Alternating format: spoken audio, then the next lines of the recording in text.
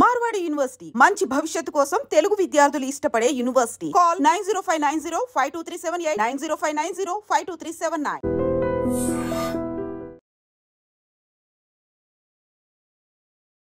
Bike కొనివ్వలేదని ఓ యువకుడు ఆత్మహత్య చేసుకున్నాడు. గత వారం రోజులుగా ఇష్టమైన బైక్ కొనివ్వాల్సిందే అంటూ తల్లిదండ్రులతో వారం రోజులుగా గొడవ పడుతూనే ఉన్నాడు అంటూ ఆ తండ్రి పోలీసులకు ఇచ్చినటువంటి కంప్లైంట్లో రాశారు. ఈ ఘటన అయితే విశాఖ జిల్లా మల్కాపురం హరిజన కాలనీలో జరిగింది.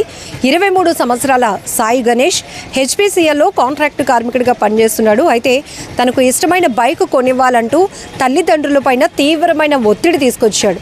ఇక్కడ ఈ అబ్బాయి ఒక కంపెనీలో ప్రైవేట్ కార్మికుడిగా పనిచేస్తున్నాడంటే తల్లిదండ్రుల ఆర్థిక పరిస్థితి ఎలా ఉందో మనం అర్థం చేసుకోవచ్చు.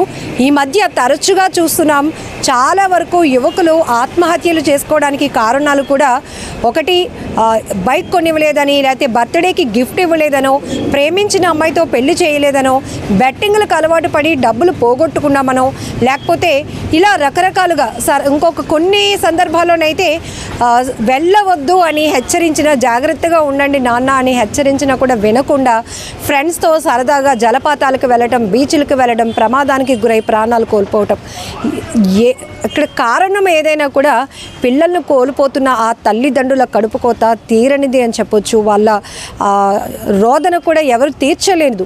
ఎందుకంటే ఇక్కడ కూడా ఈ అబ్బాయి కాస్త ఆలోచించుంటే ఫ్యామిలీ ఫైనాన్షియల్ స్టేటస్ ఏంటి, నా డ్రీమ్ ఏంటి, అసలు నేను కోరుకుంటున్నటువంటి బైక్ కొనాలి అంటే నాన్న ఎంతవరకు డబ్బులు వెచ్చించగలడు, లేదంటే నేనే జాబ్ చేస్తున్నాను కాబట్టి కొన్ని రోజులు పోయినాక కొనుక్కోవచ్చు, ఇలా పాజిటివ్ వేలో ఆలోచిస్తే ఇలాంటి ఆత్మహత్యలు జరగవు. కేవలం క్షణికావేశం. తల్లిదండ్రులు మేము ఇవ్వాలి, కొనివ్వాలి అని అడుగుతున్నా కూడా వాళ్ళు కొనివ్వలేని స్థితిలో ఉంటున్నారు, లేకపోతే మా మాట వినట్లేదు, వాళ్ళకి మేమంటే ఇష్టం లేదు అని నెగిటివ్ థాట్ వైపు వెళ్ళి క్షణికావేశంలో ఆత్మహత్యలకు పాల్పడుతున్నారు చాలామంది యువత. చాలా బాధాకరమైన విషయం. ఈ మధ్య వరుసగా చూస్తున్నాం ఈ హత్యలు కానీ ఆత్మహత్యలు. కారణాలు కూడా వింటుంటే ఒళ్ళు గగురుపాటుకు గురవుతోంది. ఒక్కసారి అలాంటి కోపంలో అగ్రెసివ్లో ఉన్నప్పుడు కొంచెం నెమ్మదిగా ఆలోచన చేస్తే కనుక ప్రతి దానికి ఒక సొల్యూషన్ ఉంటుంది. ఫస్ట్ ఈ అబ్బాయి ఎలాంటి ఫ్యామిలీ సిచ్యువేషన్లో ఉన్నాడు, నేను అడుగుతున్న బైక్ ఎంత కాస్ట్ ఉంటుంది, అది పేరెంట్స్ ఎఫర్ట్ చేయగలరా లేరా, నిజానికి వాళ్ళ దగ్గర డబ్బులుంటే ఈ పాటికి నాకు కొనిచ్చి ఉండేవాళ్ళే కదా, నాకన్నా వాళ్ళకి ఇంకేం ఎక్కువ కాదు కదా. ఇలా ఒక పాజిటివ్ వైబ్లో వాళ్ళు ఆలోచన చేస్తే కనుక తల్లిదండ్రుల పరిస్థితిని కూడా అర్థం చేసుకోగలుగుతారు, వాళ్ళ ప్రేమను కూడా అర్థం చేసుకోగలుగుతారు. కానీ బైక్ కొనివ్వలేదనో, లేకపోతే బర్త్డే బాగా సెలబ్రేట్ చేయలేదనో, లేకపోతే అడగగానే ఫ్రెండ్స్తో వేరే ఎక్స్కర్షన్స్కి పంపించలేదనో, కోరినటువంటి కాలేజీలో అడ్మిషన్ తీసుకోలేని సిచ్యువేషన్లో తల్లిదండ్రులు ఉన్నారనో, ఇలా చాలా చిన్న చిన్న కారణాలతో తమ విలువైన ప్రాణాలు కోల్పోతున్నారు. అసలు యువతకి వాళ్ళ ఫ్యూచర్ మీద ఒక బాధ్యత అంటూ ఉంటుందా అనే ఆలోచన కలుగుతుంది కొంతమంది యువకులు తీసుకుంటున్నటువంటి ఈ చెడు నిర్ణయాల వల్ల అని చెప్పొచ్చు, కఠినమైన నిర్ణయాల వల్ల అని చెప్పొచ్చు. ఎందుకంటే చాలా చోట్ల తల్లిదండ్రులు ఏమని చెప్తారు, మీ అబ్బాయి ఎందుకు చనిపోయాడంటే బైక్ కొనివ్వలేదని, లేకపోతే ఇష్టమైన కూర వండలేదని, లేకపోతే కొంతమంది యువత అయితే ఇప్పుడు పెడదోవ పడుతున్నారు.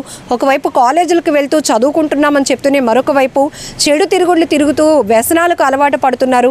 ఇంట్లో డబ్బులు కావాలని, లేకపోతే వేరే అసాంఘిక కార్యక్రమాలు చేస్తూ డబ్బు ఈజీగా సంపాదించడము, బెట్టింగ్ యాప్స్కి ఎడిక్ట్ అవ్వడము, ఇలాంటివి కూడా చాలా అక్రమాలు, నేరాల్లో పార్టిసిపేట్గా వాళ్ళు ఉండటము, ఇలాంటివన్నీ చూస్తున్నాం. లేదంటే గంజా తరలించడం వల్ల చాలా అమౌంట్ వస్తుంది, దాంతో జల్సాలకు పాల్పడవచ్చు, హైఫై లైఫ్ అనుభవించవచ్చనో, లేకపోతే ఇష్టమైనటువంటి లైఫ్ని ఎంజాయ్ చేయటానికి ఇలాంటి రాంగ్ రూట్స్ అన్నిటినీ కూడా ఎంచుకుంటున్నారు. ఆఖరికి కొన్ని సందర్భాల్లోనైతే ఇలా బైకులు కొనివ్వలేదని ప్రాణాలు పోగొట్టుకోవడం.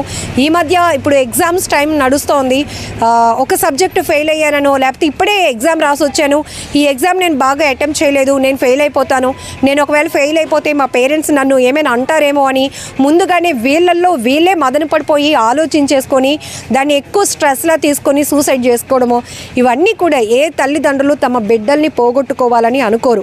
మీరు కన్వే చేసే విధానంలో ఉంటుంది. ఫస్ట్ మీరు మీ తల్లిదండ్రుల ప్రేమ అర్థం చేసుకుంటే కనుక అయ్యో మన కష్టాన్ని వాళ్ళు అర్థం చేసుకుంటారు అనే ఒక పాజిటివ్ ఆలోచన మీలో ఉంటుంది.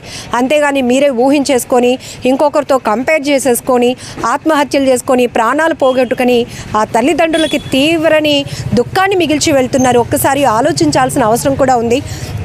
ఈ మధ్యకాలంలో చిన్న చిన్న కారణాలతో ఆత్మహత్యలు చేసుకుంటున్న వాళ్ళ గురించి మీరేమనుకుంటున్నారో కూడా ఒకసారి కామెంట్ బాక్స్లో తెలియచేయండి. ఇప్పటికే మానసిక నిపుణులు కూడా, సైకాలజిస్టులు కూడా హెచ్చరిస్తున్నారు, మీకు అలాంటి కౌన్సిలింగ్ అవసరం అనుకుంటే పేరెంట్స్తో మేము మాట్లాడలేకపోతున్నాం, లేకపోతే మా బ్రదర్కి నా విషయాన్ని చెప్పలేకపోతున్నా, ఫ్రెండ్స్తో షేర్ చేసుకోలేకపోతున్నాను, ఒంటరిగా ఉండాలని ఉంది, నేను ఎక్కువగా ఫెయిల్యూరు అవుతున్నానేమో అనేటటువంటి ఒక ఇన్సెక్యూర్ ఫీలింగ్లో ఉన్నాను అని మీకు అనిపిస్తే మీరు పర్సనల్గా సైకాలజిస్టులను వచ్చి కలవండి అని కూడా వాళ్ళు చెప్తున్నారు.